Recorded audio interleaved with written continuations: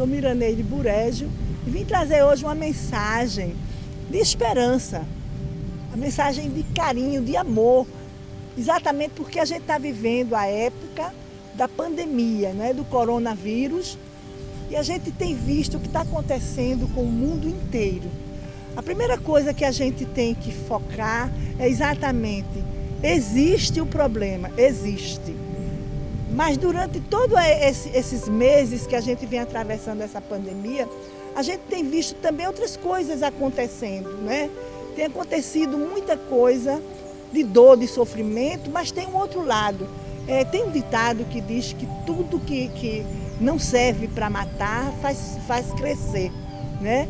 Nós, essas pessoas que estamos hoje atravessando essa pandemia, acompanhando o sofrimento, acompanhando as dores, as perdas de tantas pessoas no mundo inteiro, é preciso analisar logo que isso foi algo que aconteceu no mundo inteiro, era uma coisa para toda a humanidade. Não tinha ninguém escolhido, um país ou outras pessoas. Quando a gente vai observar exatamente a pandemia em si, a gente tem coisas que a gente precisa considerar. Por exemplo, ela começou na China, e a China, a gente conhece a China como um país de primeiro mundo, onde a gente encontra pessoas tão inteligentes, a tecnologia mais avançada, e não foi possível, né, segurar exatamente que esse vírus pudesse ser transmitido para o mundo inteiro. É muito interessante quando a gente vai avaliar isso. Talvez esse vírus tenha um propósito, né, de fazer com que a humanidade comece a entender que, primeiro, que nós fazemos parte de um todo. E tudo que afeta alguém aqui vai afetar alguém em qualquer lugar do mundo, né? Independente de se a gente conheça, se a gente tem uma relação de amizade, independente de cultura, de conhecimento, de intelecto, porque muitas foram as pessoas que perderam suas vidas agora nessa pandemia.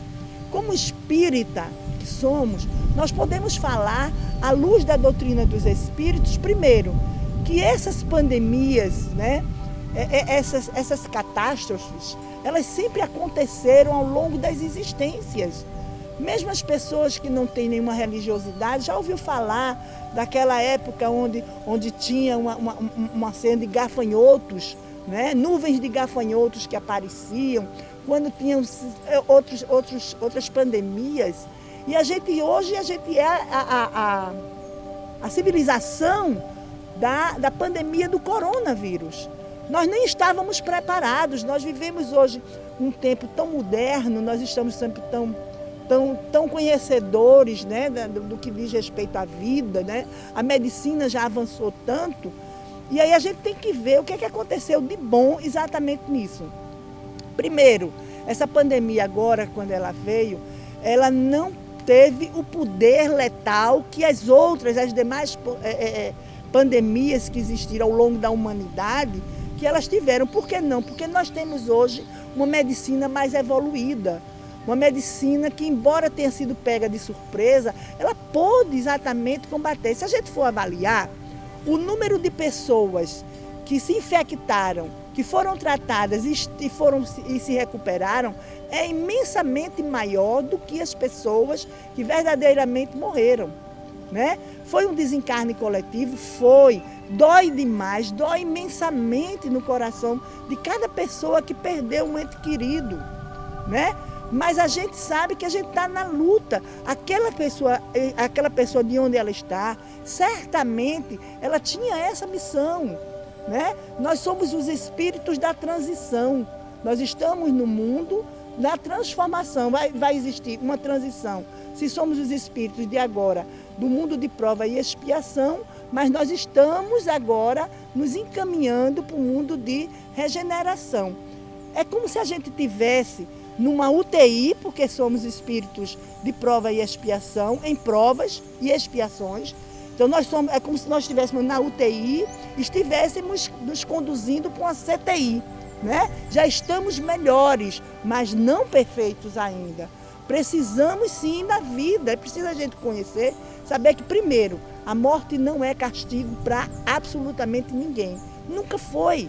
se não os grandes nomes que a gente conhece imensamente e muito mais, os nomes dos grandes homens que fizeram a diferença na humanidade por seus exemplos, por suas histórias, esses homens não morreriam, né? Então a morte não é um castigo, ela é uma transformação.